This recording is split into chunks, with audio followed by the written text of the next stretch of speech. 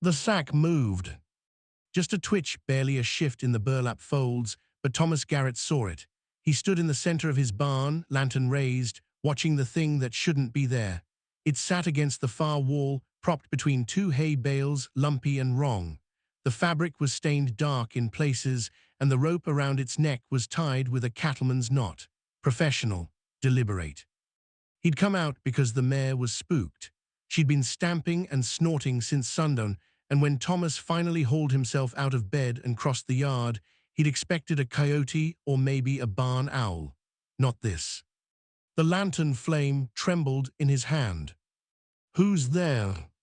His voice came out harder than he felt. The barn swallowed the sound. Dust hung in the air, caught in the yellow glow, and somewhere above, a rafter creaked. The sack didn't answer, but it moved again, a slow, dragging shift, like something inside was trying to turn over. Thomas took a step closer. His boots crunched on straw. The mare whinnied behind him, high and sharp, and he didn't turn around. He kept his eyes on the sack, on the dark stains, on the way the fabric rose and fell, just slightly, like breathing. If this is some kind of joke. He stopped because he'd seen the edge of something beneath the burlap. Pale, thin, a wrist, maybe, or part of a hand. The fingers were small. His chest tightened. "Jesus." He set the lantern down and crossed the distance in 3 strides. His hands were shaking as he reached for the rope, but he stopped just before touching it. There was a scrap of paper tucked into the knot. He pulled it free. The handwriting was cramped and smudged, written in something that looked like ash. "Don't look under the sack." Thomas stared at the words. Then he looked at the sack, at the faint rise and fall, at the small, pale hand that had slipped free near the bottom, fingers curled inward like a child reaching for something in sleep. He tore the rope apart. The burlap fell away, and for a moment Thomas couldn't breathe, couldn't think, couldn't do anything but stare at the girl curled inside, her dark hair matted with dirt, her dress torn at the shoulder. Her face was turned away, but he knew the shape of her, knew the curve of her jaw, knew the small scar above her left eyebrow from the time she'd fallen off the porch steps when she was 6. "Grace." His voice broke on her name. She didn't move. He dropped to his knees and pulled her into his arms, and she was cold, so cold, but her chest moved, shallow, uneven, alive. "Grace, Grace, wake up." Her eyelids fluttered. She made a sound, soft and confused, and then her eyes opened. Brown, dull, unfocused. She looked at him like she didn't know who he was. "It's me," he whispered. "It's Pa, you're safe now, you're safe." Her lips moved, but no sound came out. She blinked slowly, and then her gaze drifted past him toward the barn door. Her whole body went rigid. "No," she breathed. "What, Grace, what is it?" "They're watching." Thomas spun around, still holding her. The barn door was open, just a crack. Beyond it, the night was black and empty, but he felt it, the weight of eyes, the stillness that wasn't stillness at all. He stood, lifting Grace with him. She was lighter than she should be. Her arms hung limp at her sides, and her head lolled against his shoulder. He carried her toward the house, moving fast but not running. Running meant panic, and panic meant mistakes. The yard was silent. No wind, no crickets, just the crunch of his boots on hard-packed dirt and the shallow rasp of Grace's breathing. The house sat 30 yards away, windows dark, door shut tight. He'd locked it before coming out. He always locked it. But as he crossed the yard, he saw the door. It was open, just a sliver like the barn. Thomas stopped. "Grace," he said quietly, "who brought you back?" She didn't answer. Her eyes were closed again, and her breath was so faint he had to press his fingers to her throat to feel the pulse. It was there, weak, barely. He looked at the house, at the open door, at the darkness beyond. Then he carried his daughter inside. The kitchen was exactly as he'd left it. Coffee cup on the table, chair pushed back, fire down to embers in the stove, nothing disturbed, nothing out of place, but the air felt different, thicker, like someone had been standing in it, breathing it, filling it with something Thomas couldn't name. He laid Grace on the bed in the back room and covered her with every blanket he could find. Her skin was like ice. He lit the lamp on the bedside table and sat beside her, one hand on her shoulder, watching the slow rise and fall of her chest. She'd been gone for 11 days. 11 days since she'd ridden out to check the fence line and never came back. 11 days of searching. 11 days of finding nothing, no tracks, no sign, no body. The sheriff had come out twice. The neighbors had formed search parties. They de-scoured every canyon, every dry creek bed, every cent. And of cottonwoods within 20 miles. Nothing. And now she was here, in his barn, in a sack, with a note that said, "Don't look." Thomas leaned forward, elbows on his knees, and pressed his palms against his eyes. His mind was racing, trying to piece it together, but the pieces didn't fit. Who had taken her? Why bring her back? And why like this, silent, cold, barely alive?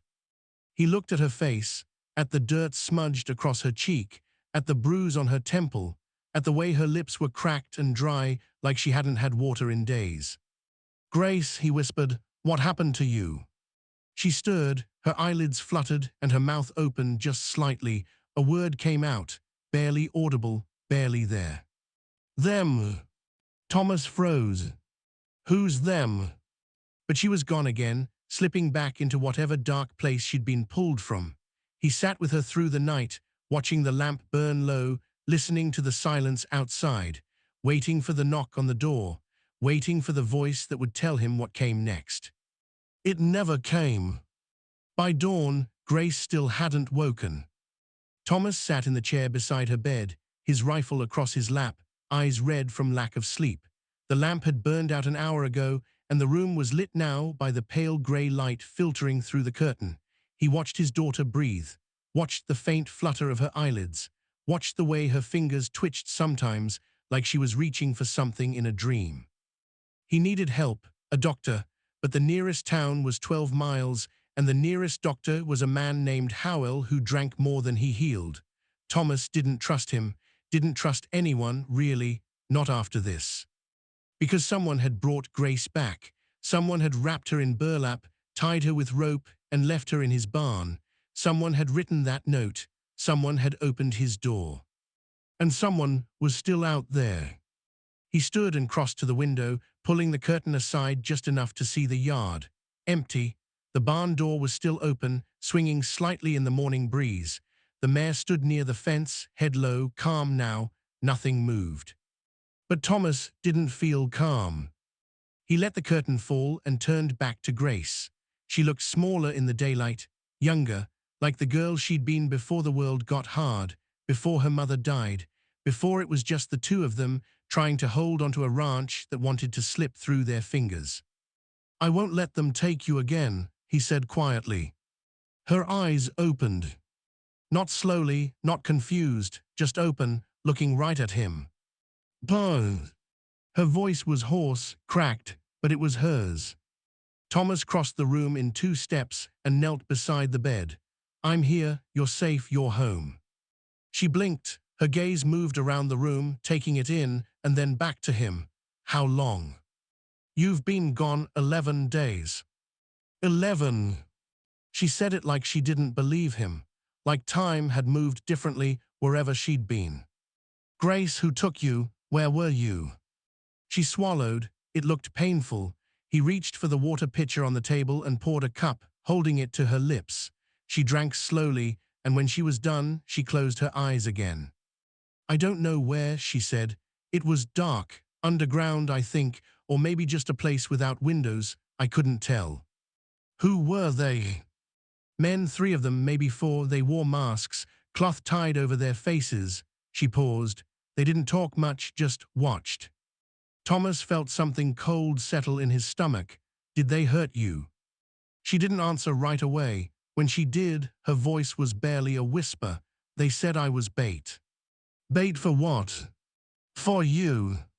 The words hung in the air.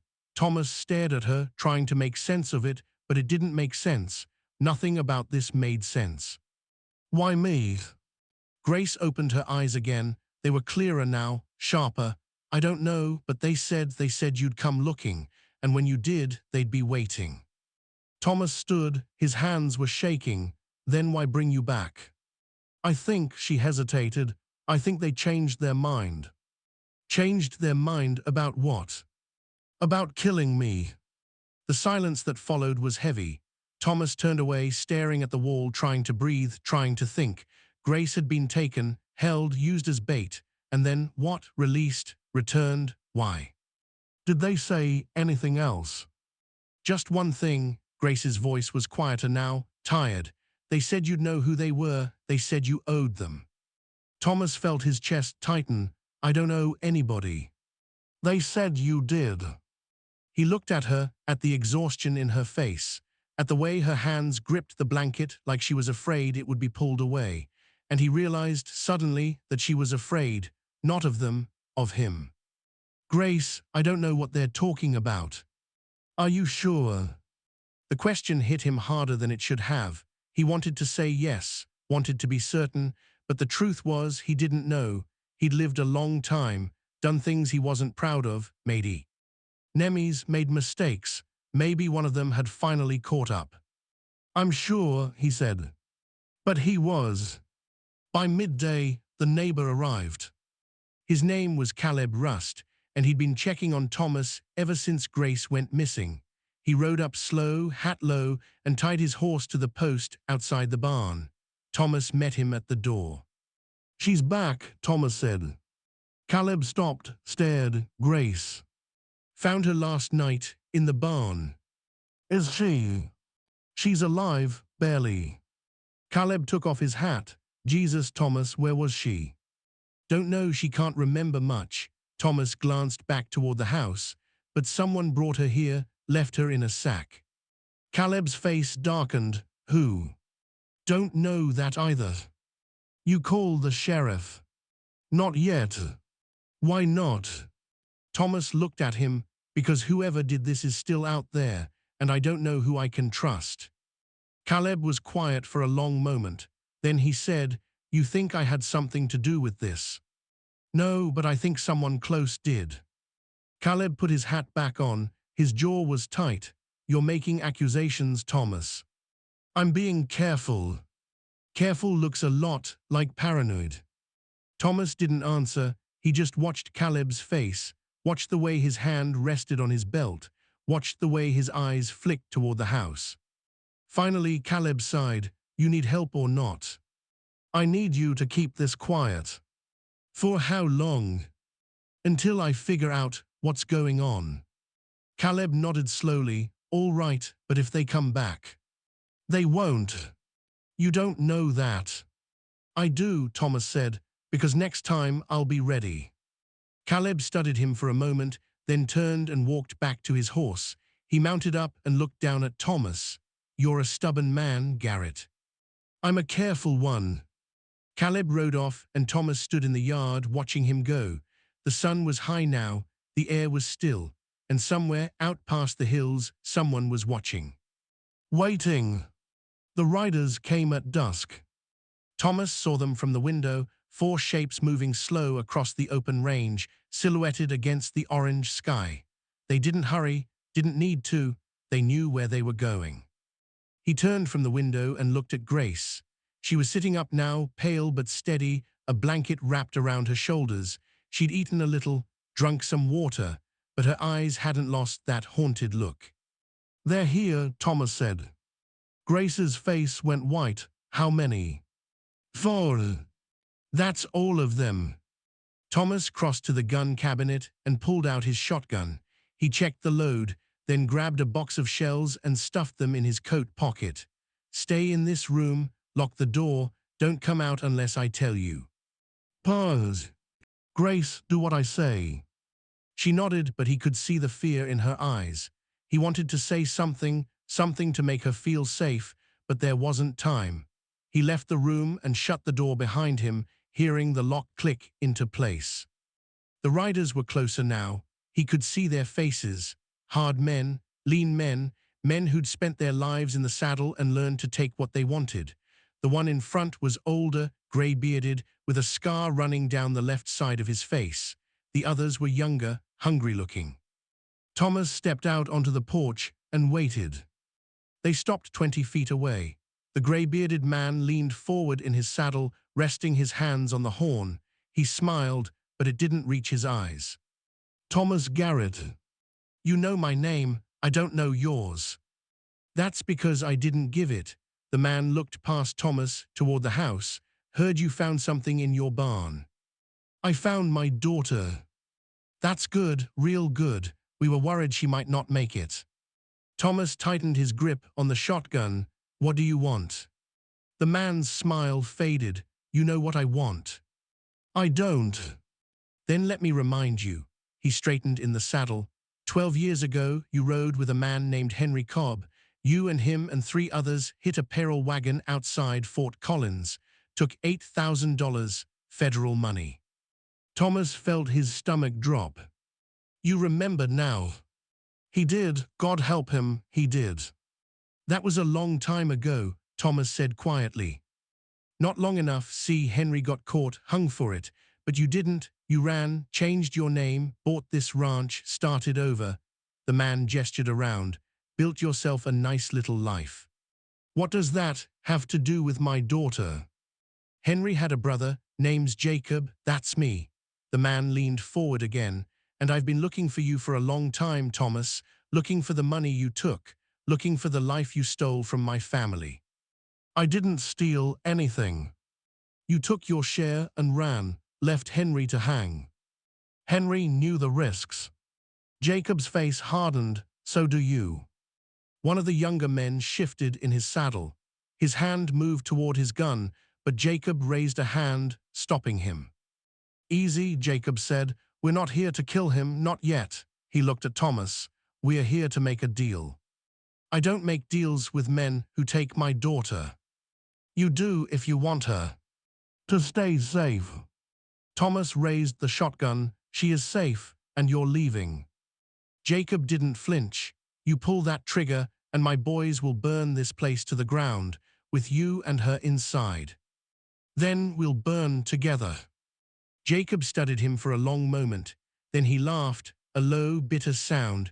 You got backbone, I'll give you that.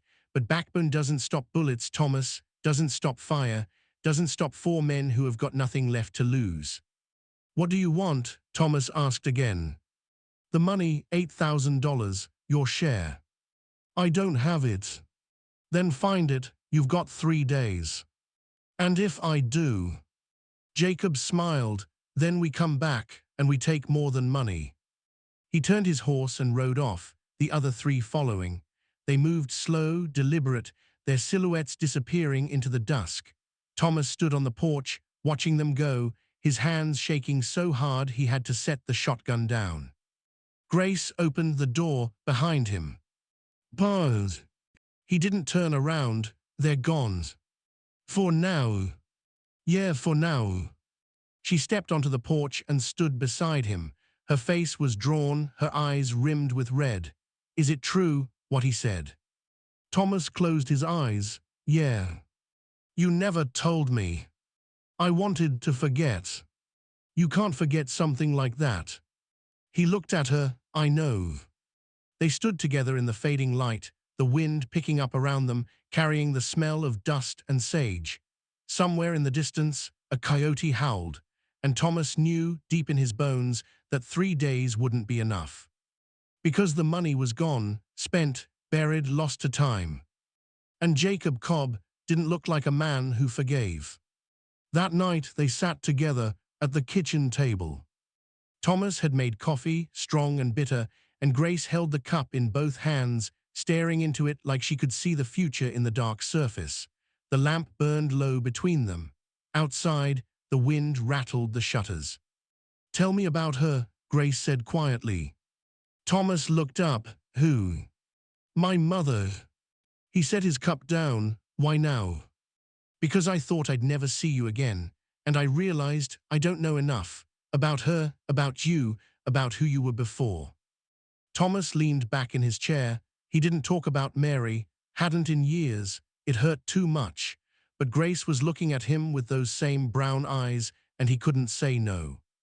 She was stubborn, he said, like you. Grace smiled just a little. That's not much of a story. It's the truth. He looked at the lamp. She was a school teacher when I met her, came out west to teach in a one-room schoolhouse outside Denver. I was different then, younger, stupider. I thought I could take what I wanted and get away with it. And could you? For a while, he paused.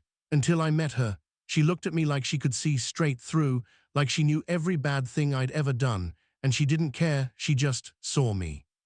Grace was quiet for a moment. What happened?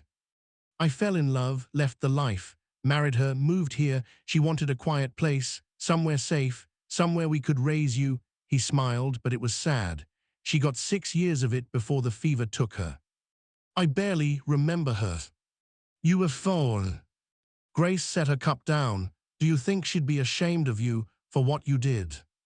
Thomas looked at her. Yeah, I do. Do you think she'd forgive you?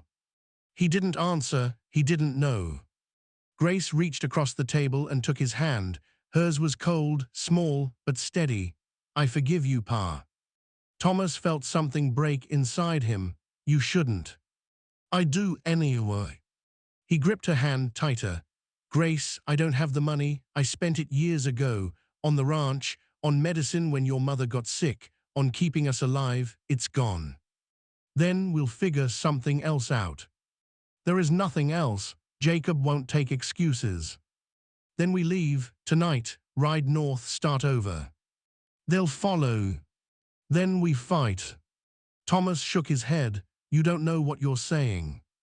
I know I'm not losing you, not after everything. She leaned forward. You came back for me, you didn't give up, you didn't stop looking, so I'm not giving up now. He wanted to argue, wanted to tell her it was hopeless, but the truth was, he didn't want to give up either. He'd spent 12 years running from his past, and it had finally caught him. But maybe, just maybe, there was still a way through. All right, he said, we'll figure it out. Grace smiled, a real smile, the first he'd seen since she came back. They sat together in the quiet, drinking coffee, not talking, just being. And for a moment, the world outside didn't matter. The debt didn't matter. The danger didn't matter. Just the two of them, together. The next morning, Thomas rode into town. He didn't tell Grace where he was going, just said he needed to take care of something. She watched him go from the porch, arms crossed, worry etched into her face. The town was small, barely more than a main street, and a few buildings clustered around a crossroads. The saloon, the General S. Tour, the sheriff's office. Thomas tied his horse outside the last one and stepped inside. Sheriff Dawson was sitting at his desk, feet up, reading a newspaper. He looked up when Thomas entered. Garrett, didn't expect to see you. I need help. Dawson set the paper down. With what? Men came to my place last night, threatened me and my daughter. What men? One of them called himself Jacob Cobb. Dawson's expression changed. He dropped his feet to the floor and leaned forward. Cobb, S in the territory. You know him. Heard of him, he's wanted in 3 states. Robbery, murder, he's bad news, Garrett. Dawson stood. What does he want with you? Thomas hesitated. Then he told him all of it. The payroll wagon, the money, Henry Cobb, the 12 years of running. When he finished, Dawson was quiet for a long time. Finally, he said, You're telling me you're a thief. I was, not anymore. Doesn't matter, you're still guilty. I know, but right now, I need you to help me protect my daughter. Dawson studied him. Why should I? Because she's innocent, and because if you don't, Jacob Cobb will kill us both. Dawson walked to the window and looked out at the street. He stood there for a long time, hands in his pockets. Then he turned around. All right, he said, I'll help, but when this is over, you're turning yourself in. Thomas nodded, fair enough. Dawson strapped on his gun belt. Let's go. They rode back together, side by side, the sun climbing higher. And for the first time in days, Thomas felt something close to hope. They came at noon, on the 3rd day. Thomas saw them from the porch, 4 riders, same as before, moving slow across the range. But this time, he wasn't alone. Sheriff Dawson stood beside him, rifle in hand. Grace was inside, locked in the back room again, but this time Thomas had left her his revolver. Just in case. Jacob Cobb stopped his horse 20 feet away. He looked at Dawson and smiled. Sheriff, didn't know this was a lawman's business. It is now, Dawson said. Jacob's smile faded. You know who I am. I do. Then you know you should walk away. Can't do that. Jacob looked at Thomas. You called the law. That's disappointing, Thomas. I thought we had an understanding. We did, Thomas said, but I don't have your money, so there's nothing to understand. Jacob's face hardened. Then you made your choice. He reached for his gun. Dawson fired first. The shot echoed across the valley, sharp and final. Jacob jerked in the saddle, clutching his chest, and then he fell, hit the ground hard, didn't move. The other 3 riders froze. One of them reached for his gun, but Dawson swung the rifle toward him. Don't. The man's hand stopped. Drop your guns, Dawson said, all of you. They hesitated. Then, one by one, they unbuckled their belts and let them fall. Dawson gestured toward the ground. Get down, hands where I can see them. They dismounted, slowly, carefully. Dawson kept the rifle trained on them while Thomas moved forward and kicked their guns away. Then he looked at Jacob's body. The man's eyes were open, staring at nothing. It was over. The trial was short. Thomas turned himself in, just as he'd promised. The judge listened to his story, listened to Dawson's testimony, listened to Grace, who spoke quietly but firmly about the man her father had become. In the end, the judge gave him 5 years. It could have been worse. Thomas knew that, but it still hurt, still felt like losing. Grace visited him every month, riding 12 miles to the territorial prison, bringing him letters and news from the ranch. She kept the place running, kept the fences mended, kept the land alive. And 5 years later, when Thomas walked out, she was waiting for him. They stood together on the porch, watching the sun set over the hills. The land was the same, the barn, the fence, the wide, empty sky, but something had changed, something quiet, something deep. You forgive me yet? Thomas asked. Grace smiled. I forgave you a long time ago, Pa. He nodded. Good. They stood in silence, the wind moving through the grass, carrying the smell of sage and dust. And Thomas realized finally that he'd stopped running, not because he'd been caught, but because he'd been found. By his daughter. By the truth. By the man he'd always wanted to be. Come on, Grace said. Let's go inside. They walked into the house together, leaving the door open behind them. The sun dipped below the horizon, painting the sky in shades of gold and red. And somewhere, far off, a coyote howled. But this time, it didn't sound like a warning. It sounded like a goodbye.